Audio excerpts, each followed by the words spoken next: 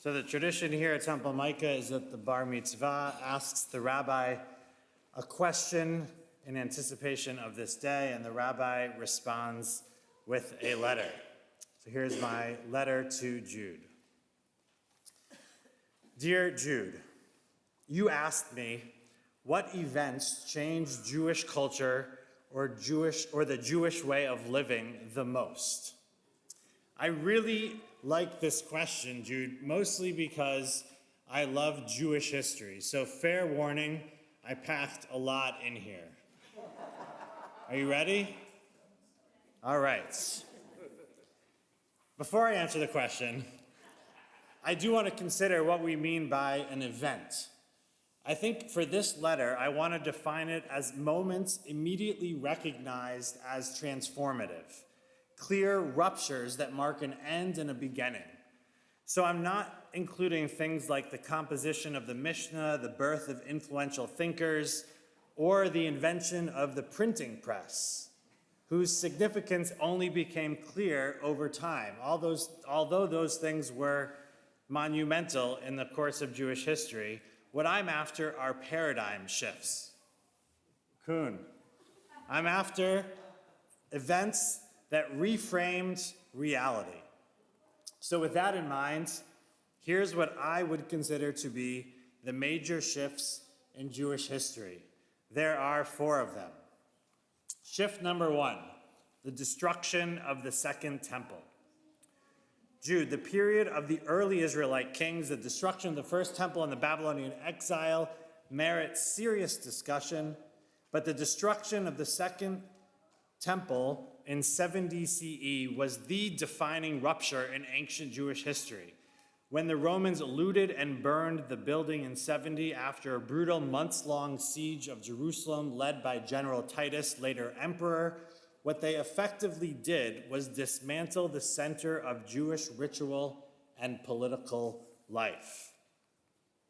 In response, Jewish leaders, many of whom emerged from the Pharisaic tradition and whom we now call the rabbis, began to reshape Jewish life. They shifted its focus from sacrifice to prayer, study, and ethical living, from temple to text. And a good example of this is the upcoming holiday of Shavuot, once an agricultural pilgrimage festival marked by the offering of first fruits at the temple. It was reimagined by the rabbis as the anniversary of the giving of the Torah, from temple to text. Still with me? Okay. Now we're about to leap forward on the timeline to shift number 2, the Jewish Enlightenment and emancipation. But before I go into that, it's important to say that in the hundreds of years that followed the destruction of the temple, Jewish life was not static. The centuries between the temple's destruction and the modern age saw the development of the Jewish library and waves of expulsion. With books on their shoulders, Jews were forced out of England in 1290, France in 1306, and following the Black Death, for which we were blamed, from cities across what we now call Europe. Most famously, in 1492, Ferdinand and Isabella expelled Jews from Spain unless they decided that they would convert to Christianity. The Jews who left resettled in North Africa and the Ottoman Empire, including my family, and eventually became known as Sephardic Jews, Sfarad being the Hebrew word for Spain. Meanwhile, Ashkenazic traditions, think bland beige foods and stricter interpretations of Jewish law, were taking shape in Central and Eastern Europe. As time went on, each group, with lots of subgroups, we should say, developed its own language, customs, and legal frameworks. Though less dramatic than the fall of the temple, these migrations reshaped Jewish life. So now back to the second major shift, the Jewish Enlightenment and emancipation. A common starting point for this second major shift after the destruction of the temple in 70 is the French Revolution of 1789, when Jews were, for the first time, granted citizenship, not as a people, but as individuals. Quote, to the Jews as individuals, everything, to the Jews as a nation, nothing, said Count Clermont-Tonnerre. Meanwhile, in Berlin, a Jewish thinker named Moses Mendelssohn was emerging as a leading voice of what would become the Jewish Enlightenment. He, known as the Jewish Socrates, debated ideas with famous thinkers like Lessing and even Kant. And notably, he translated the Torah into German so more people of his day could understand what it said.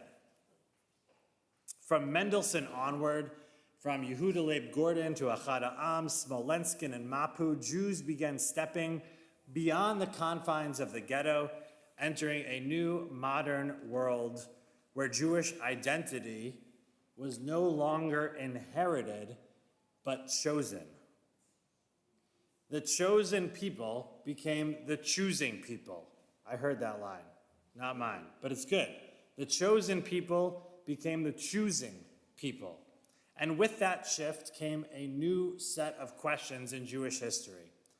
How do you live as a Jew in a modern, secular world? Can you really be both fully Jewish and fully part of a nation like France or Germany? And maybe, Jude, one of the biggest questions of all, what happens if history isn't just something God does, but something that we can shape ourselves? This last question about human agency in the Jewish story, or in the human story, brings us to the third shift out of 4. The third shift, the rise of Zionism, the Holocaust, and the founding of the State of Israel. I'd start this chapter in 1862 when Moses Hess published Rome and Jerusalem, laying the groundwork for modern Jewish nationalism.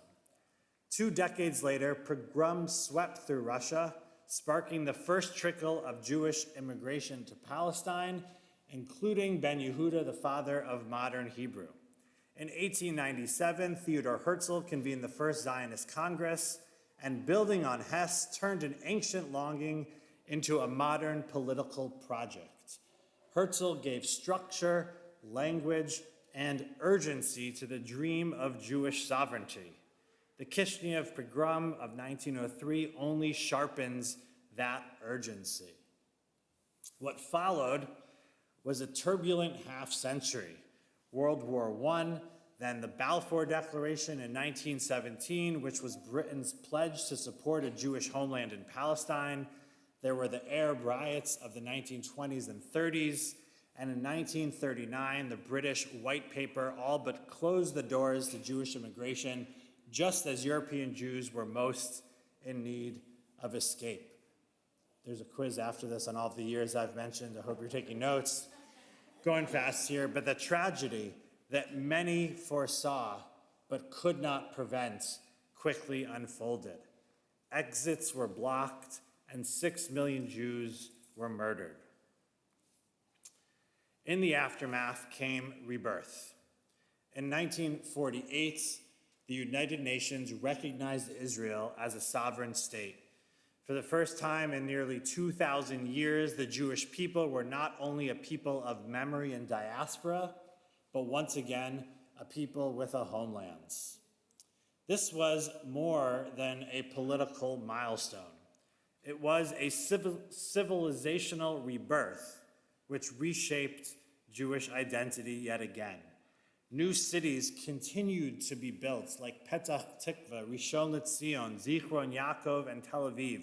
Hebrew could be heard on the streets.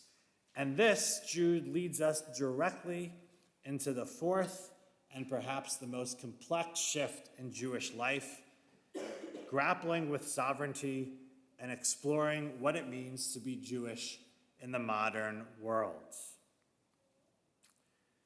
If the third shift was about reclaiming Jewish agency, the fourth is about learning how to live with it.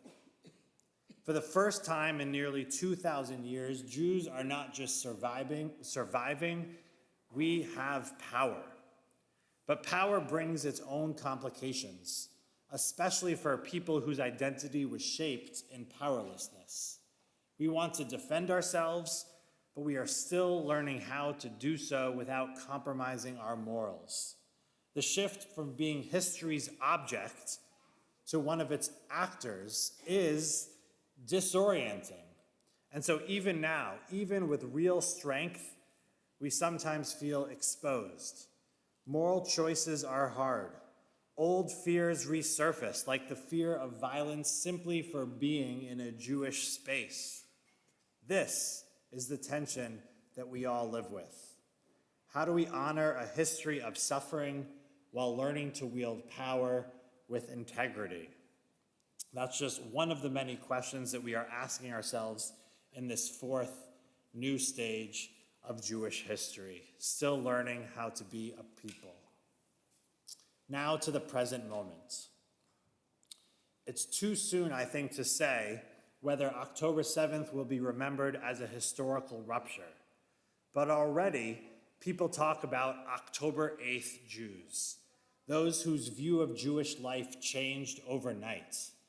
For some, it was a reawakening of solidarity. For others, it marked an intense period of questioning and I'll say even shame. For nearly everyone, it marked a recognition that Jewish identity remains bound up in history. Which brings me to today, May 24th.